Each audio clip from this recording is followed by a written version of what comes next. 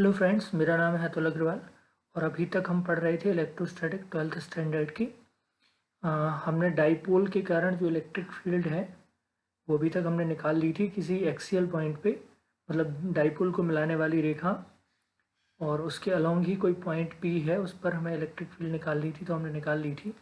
अब हम second derivation में चलते हैं और हमारा सेकेंड डेरिवेशन जो है वो है electric field at a point on the equatorial line. Equatorial line का मतलब क्या है कि ऐसी रेखा जो डाइपोल को मिलाती है उसके परपेंडिकुलर डायरेक्शन में, या परपेंडिकुलर एक कोई लाइन हम खींचें और उसके उसके अलोंग जो है किसी पॉइंट पर हमें इलेक्ट्रिक फील्ड की इंटेंसिटी निकालनी है। तो ये हमारा डायग्राम है। डायग्राम में हम देख सकते हैं कि -q और +q से मिलने वाला ये डाइपोल है, उसको दो भागों में बांटने वाली या इक्वल पार्ट्स में डिवाइड करने वाला एक पॉइंट है O, जो इसके इस साइड भी इक्वल लेंथ L लेंथ और इसके साइड भी L लेंथ को कंसिडर करता है। O पॉइंट से y डिस्टेंस, या हम इसको x डिस्टेंस भी कह सकते हैं। हमारे डेरिवेशन में y की जगह पे x को यूज़ किया गया है, तो कंफ्यूज मत हो। जहाँ भी y लिखा हो वहाँ आप x लिख सकते हैं और x की कंसिडर भी y लिख सकते हैं आप। तो हमें y डिस्टेंस या x डिस्टेंस के ऊपर q पॉइंट पर इलेक्ट्रिक फील्ड की इंटेंसिटी निकालनी है। जैसा कि हम जानते हैं कि इलेक्ट्रिक फील्ड जो है वो वेक्टर क्वांटिटी है, तो -q चार्ज ये रहा है और +q चार्ज ये रहा, और इसके अलोंग ये वाला हमारा जो है वो एक डिस्टेंस पे इस पॉइंट पे हमें इलेक्ट्रिक फील्ड निकालनी है। इलेक्ट्रिक फील्ड निकालनी है तो हम ये जानते हैं कि जब भी हमें इलेक्ट्रिक फील्ड निकालनी होती है तो हम इस पॉइंट पर एक यूनिट पॉजिटिव चार्ज कंसीडर करते हैं। यूनिट पॉजिटिव चार्ज कंसीडर करेंगे तो चूंकि यहाँ पे हम यूनिट पॉजिटिव चार्ज कंसीडर करेंगे तो ये नेगेटिव चार्ज है और इसको अट्रैक्ट करेगा। ये मतलब जो इलेक्ट्रिक फील्ड की डायरेक्शन या जो फोर्स की डायरेक्शन होगी वो ये होगी EA, और ये पॉजिटिव क्यू चार्ज है और यहाँ पे एक पॉजिटिव यूनिट चार्ज रखा हुआ है, तो ये इसको ऑब्वियसली रिपेल करेगा। तो EB की जो डायरेक्शन होगी वो इस साइड होगी, मतलब ए कारण ये वाली इलेक्ट्रिक फील्ड और बी के कारण ये वाली इलेक्ट्रिक फील्ड। अब हम जानते हैं कि जब भी लो इलेक्ट्रिक फील्ड्स को हमें ऐड करना होता है ना, तो हम 11th क्लास में पढ़ चुके हैं कि हम उनका रिजल्टेंट निकालते हैं। तो उनका रिजल्टेंट कैसे आएगा, इस डेरिवेशन से देख सकते हैं। चूंकि EB इस डायरेक्शन में है तो उसके दो कंपोनेंट होंगे, एक वर्टिकल कंपोनेंट होगा और एक हॉरिजेंटल कंपोनेंट होगा। EB का जो वर्टिकल कंपोनेंट है वो EB साइन थीटा होगा और EB का जो हॉरिजेंटल कंपोनेंट है वो EB कॉस थीटा होगा। इसी तरह से EA का, ये हमारी इस साइड है, और EA का जो वर्टिकल कंपोनेंट होगा वो EA साइन थीटा होगा और जो हॉरिजेंटल कंपोनेंट होगा वो EA कॉस थीटा होगा। तो हम यहाँ देख सकते हैं EB साइन थीटा और EA साइन थीटा। क्योंकि EB और EA सेम है तो ये दोनों एक दूसरे के जस्ट अपोजिट हैं, है ना, तो ये एक दूसरे को कैंसिल आउट कर देंगे।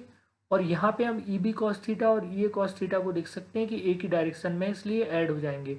इसलिए अगर हमें टोटल इलेक्ट्रिक फील्ड निकालनी है तो वो होगी हमारी 2EB कॉस थीटा, मतलब एक EB इसके इस वाले का कंपोनेंट और एक EA इस वाले का कंपोनेंट। ठीक है, तो यहाँ से हम देख सकते हैं कि ये क्या है हमारा 1/4πε Q upon X square plus L square I. X square upon L square हमने डायरेक्ट डिस्टेंस क्यों ली, हम देख सकते हैं पाइथागोरस थ्योरम से। अगर ये डिस्टेंस हमारी x है, इसको x लिख सकते हैं या y, ये डिस्टेंस हमारी x है, ये वाली l है, तो पाइथागोरस थ्योरम से ये वाली डिस्टेंस जो होगी वो हमारी एक्स स्क्वायर एल स्क्वायर का अंडर रूट होगी। अंडर रूट का जब स्क्वायर होगा तो ये नॉर्मल आ जाएगा। ठीक है, तो X square plus L square आ जाएगा। इसी तरह से EB भी हमारा है क्योंकि ये वाली डिस्टेंस भी उतनी ही है, x square plus L square. ठीक है, अब जो वेक्टर EA साइन थीटा और EB sine theta are opposite to each other and hence cancel out. EA का जो साइन थीटा वाला जो कंपोनेंट है और EB का जो साइन थीटा वाला कंपोनेंट है, ये दोनों एक दूसरे के अपोजिट डायरेक्शन में, इसलिए एक दूसरे को कैंसिल आउट कर देंगे। और जो कॉस थीटा वाले कंपोनेंट्स है वो एक ही डायरेक्शन में, इसलिए वो एक दूसरे से जुड़ जाएंगे। तो टोटल इलेक्ट्रिक फील्ड जो होगी वो EA cos theta plus EB cos theta. चूंकि EA और EB सेम है इसलिए 2EA and 2EB cos theta हो जाएगा। तो 2/4πε Q upon X square plus L square.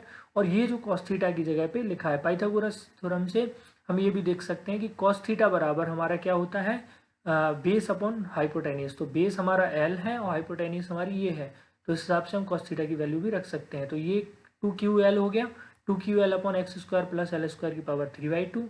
2ql की जगह पे हम जानते हैं डाइपोल मोमेंट होता है, तो p upon X square L square की पावर 3/2। ये हमारी टोटल इलेक्ट्रिक फील्ड हो गई।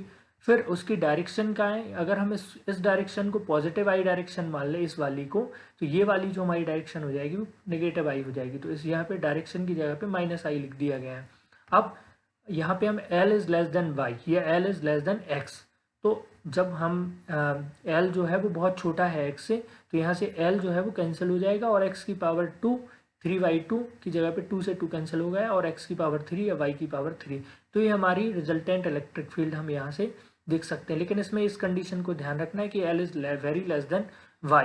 मैंने बताया आपको y लिख दें या x लिख दें, दोनों एक ही बात है, क्योंकि ऊपर की डायरेक्शन में इसलिए हमने उसको y लिखा है। ठीक है, तो ये हमारा डेरिवेशन है, इसको आप ध्यान से फिर से कर सकते हैं कॉपी पर फिर से, तो आपको और अच्छे से समझ में आएगी। हमारा डेरिवेशन था electric field at a point on the equatorial line. तो यहाँ से हम ये वाला डेरिवेशन निकाल सकते हैं। फिर जो भी इसमें लिखा है, आप इसमें लिखा है कि if the observation point is far away when the dipole is very short, then the electric field intensity at a point on the axial lines is double the electric field intensity at a।